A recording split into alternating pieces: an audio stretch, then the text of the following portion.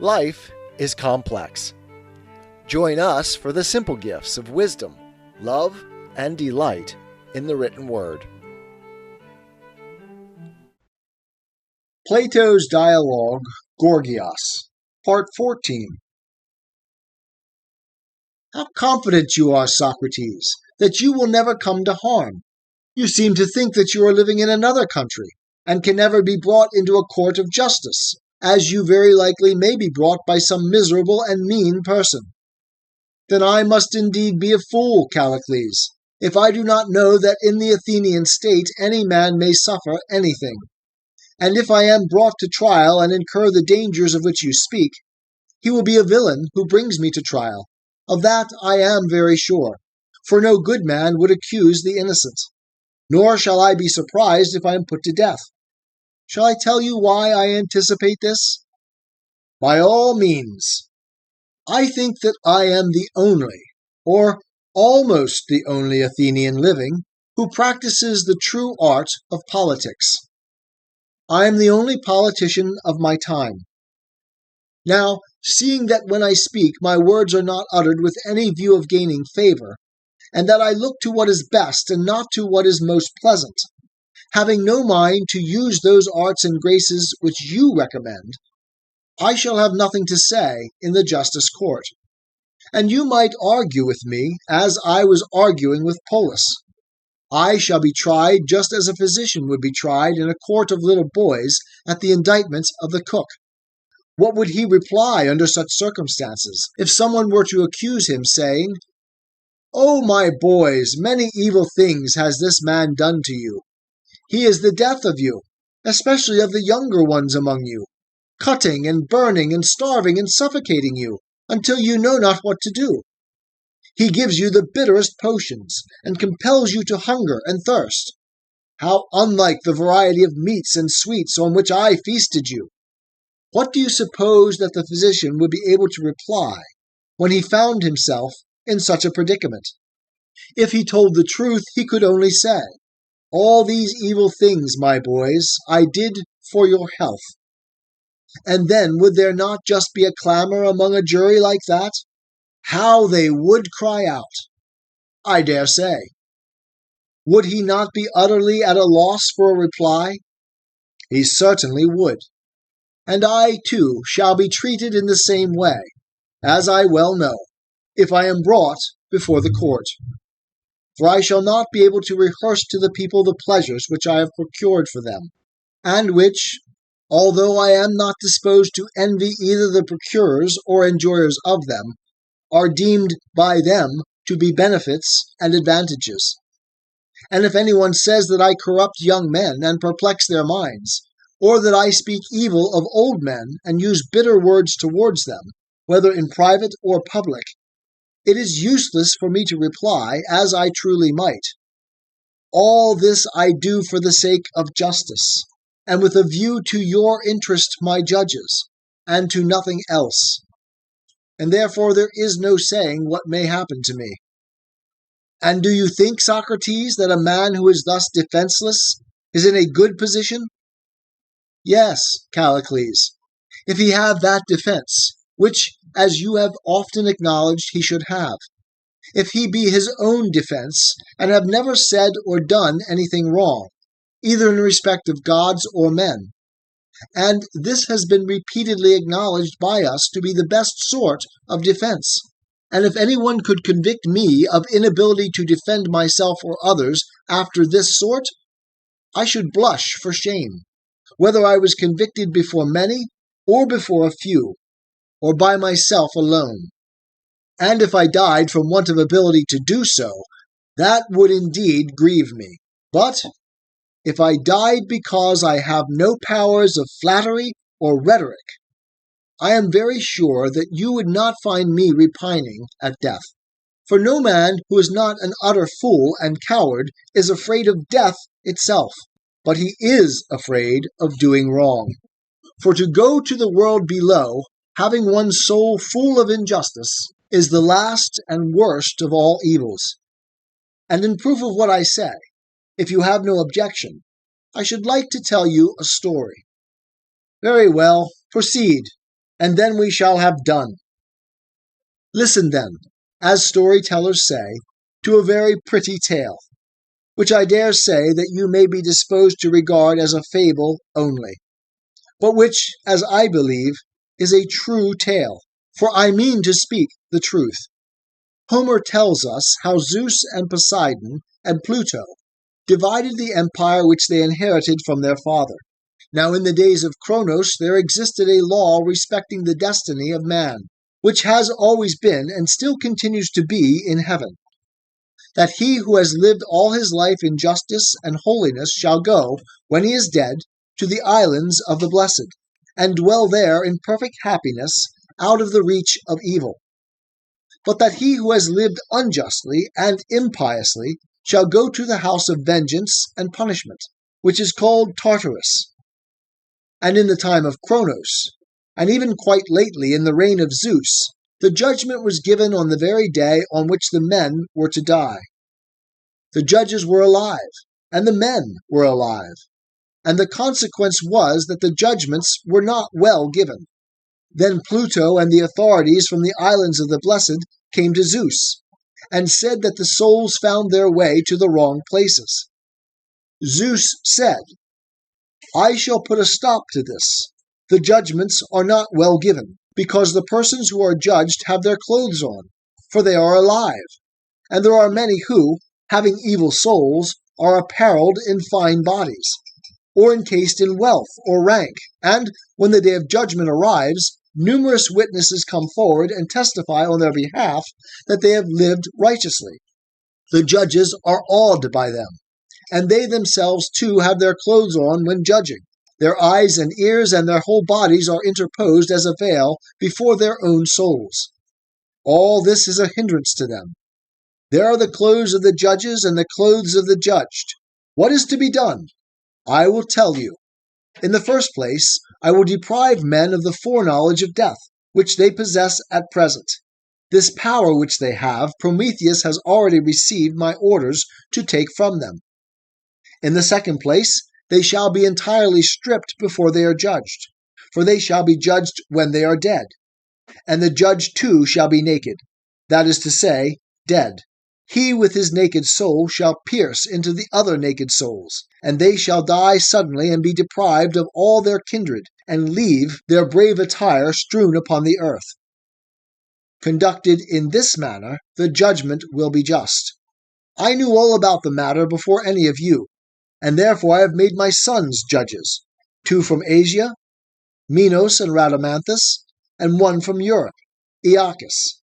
And these, when they are dead, shall give judgment in the meadow of the parting of the ways, whence the 2 roads lead, one to the islands of the blessed, and the other to Tartarus. Rhadamanthus shall judge those who come from Asia, and Aeacus those who come from Europe. And to Minos I shall give the primacy, and he shall hold a court of appeal, in case either of the 2 others are in any doubt. Then the judgment respecting the last journey of men will be as just as possible. From this tale, Callicles, which I have heard and believe, I draw the following inferences. Death, if I am right, is in the first place the separation from one another of 2 things, soul and body, nothing else. And after they are separated, they retain their several natures, as in life. The body keeps the same habit, and the results of treatment or accident are distinctly visible in it. For example, he who by nature or training or both was a tall man while he was alive will remain as he was after he is dead, and the fat man will remain fat, and so on, and the dead man who in life had a fancy to have flowing hair will have flowing hair. And if he was marked with the whip and had the prints of the scourge, or of wounds in him when he was alive, you might see the same in the dead body. And if his limbs were broken or misshapen when he was alive, the same appearance would be visible in the dead. And in a word, whatever was the habit of the body during life would be distinguishable after death, either perfectly or in a great measure and for a certain time. And I should imagine that this is equally true of the soul, Callicles. When a man is stripped of the body, all the natural or acquired affections of the soul are laid open to view. And when they come to the judge, as those from Asia come to Rhadamanthus, he places them near him and inspects them quite impartially, not knowing whose the soul is. Perhaps he may lay hands on the soul of the great king, or of some other king or potentate, who has no soundness in him, but his soul is marked with the whip, and is full of the prints and scars of perjuries and crimes with which each action has stained him. And he is all crooked with falsehood and imposture, and has no straightness, because he has lived without truth. Him Rhadamanthus beholds, full of all deformity and disproportion, which is caused by license and luxury and insolence and incontinence, and dispatches him ignominiously to his prison, and there he undergoes the punishment which he deserves. Now the proper office of punishment is twofold. He who is rightly punished ought either to become better and profit by it, or he ought to be made an example to his fellows, that they may see what he suffers and fear, and become better. Those who are improved when they are punished by gods and men are those whose sins are curable. And they are improved, as in this world so also in another, by pain and suffering. For there is no other way in which they can be delivered from their evil. But they who have been guilty of the worst crimes, and are incurable by reason of their crimes, are made examples. For, as they are incurable, the time has passed at which they can receive any benefit. They get no good themselves, but others get good when they behold them enduring forever the most terrible and painful and fearful sufferings as the penalty of their sins. There they are, hanging up as examples in the prison house of the world below, a spectacle and a warning to all unrighteous men who come thither. And among them, as I confidently affirm, will be found Archelaus, if Polus truly reports of him, and any other tyrant who is like him. Of these fearful examples, most, as I believe, are taken from the class of tyrants and kings and potentates and public men, for they are the authors of the greatest and most impious crimes, because they have the power. And Homer witnesses to the truth of this, for they are always kings and potentates whom he has described as suffering everlasting punishment in the world below. Such were Tantalus, and Sisyphus, and Titius. But no one ever described Thersites, or any private person who was a villain, as suffering everlasting punishment, or as incurable. For to commit the worst crimes, as I am inclined to think, was not in his power, and he was happier than those who had the power. No, Callicles, the very bad men come from the class of those who have power, and yet in that very class there may arise good men, and worthy of all admiration they are. For where there is great power to do wrong, to live and to die justly is a hard thing, and greatly to be praised, and few there are who attain to this. Such good and true men, however, there have been, and will be again, at Athens and in other states, who have fulfilled their trust righteously. And there is one who is quite famous all over Hellas, Aristides, the son of Lysimachus. But in general, great men are also bad, my friend. As I was saying, Rhadamanthus, when he gets a soul of the bad kind, knows nothing about him, neither who he is, nor who his parents are. He knows only that he has got hold of a villain, and seeing this, he stamps him as curable or incurable, and sends him away to Tartarus, whither he goes and receives his proper recompense. Or, again, he looks with admiration on the soul of some just one, who has lived in holiness and truth. He may have been a private man or not. And I should say, Callicles, that he is most likely to have been a philosopher who has done his own work, and not troubled himself with the doings of other men in his lifetime. Him Rhadamanthus sends to the islands of the blessed. Aeacus does the same, and they both have scepters and judge. But Minos alone has a golden scepter, and is seated looking on, as Odysseus in Homer declares that he saw him, holding a scepter of gold, and giving laws to the dead. Now I, Callicles, am persuaded of the truth of these things, and I consider how I shall present my soul whole and undefiled before the judge in that day. Renouncing the honors at which the world aims, I desire only to know the truth, and to live as well as I can, and, when I die, to die as well as I can. And to the utmost of my power I exhort all other men to do the same. And in return for your exhortation of me, I exhort you also to take part in the great combat, which is the combat of life, and greater than every other earthly conflict. And I retort your reproach of me, and say that you will not be able to help yourself when the day of trial and judgment, of which I was speaking, comes upon you. You will go before the judge, the son of Aegina, and when he has got you in his grip and is carrying you off, you will gape, and your head will swim round, just as mine would in the courts of this world. And very likely someone will shamefully box you on the ears, and put upon you any sort of insult. Perhaps this may appear to you to be only an old wife's tale, which you will condemn. And there might be reason in your condemning such tales, if by searching we could find out anything better or truer. But now you see that you and Polus and Gorgias, who are the three wisest of the Greeks of our day, are not able to show that we ought to live any life which does not profit in another world as well as in this.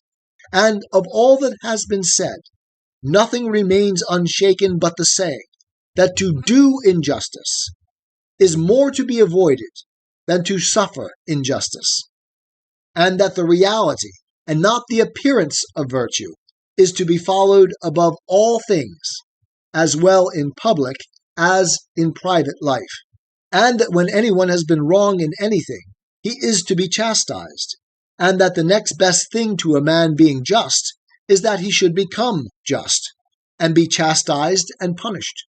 Also, that he should avoid all flattery of himself as well as of others, of the few or of the many. And rhetoric and any other art should be used by him, and all his actions should be done always with a view to justice. Follow me, then, and I will lead you where you will be happy in life and after death, as the argument shows. And never mind if someone despises you as a fool, and insults you, if he has a mind. Let him strike you, by Zeus, and do you be of good cheer, and do not mind the insulting blow, for you will never come to any harm in the practice of virtue, if you are a really good and true man. When we have practiced virtue together, we will apply ourselves to politics, if that seems desirable, or we will advise about whatever else may seem good to us, for we shall be better able to judge then. In our present condition, we ought not to give ourselves airs, for even on the most important subjects we are always changing our minds. So utterly stupid are we. Let us, then, take the argument as our guide, which has revealed to us that the best way of life is to practice justice and every virtue in life and death. This way let us go, and in this exhort all men to follow, not in the way to which you trust, and in which you exhort me to follow you, for that way, Callicles, is nothing worth. 'Tis the gift to be simple, 'tis the gift to be free, 'tis the gift to come down where we ought to be, and when we find ourselves in the place just right, 'twill be in the valley of love and delight. When true simplicity is gained, to bow and to bend, we will not be ashamed. To turn will be our delight, till by turning, we come round right.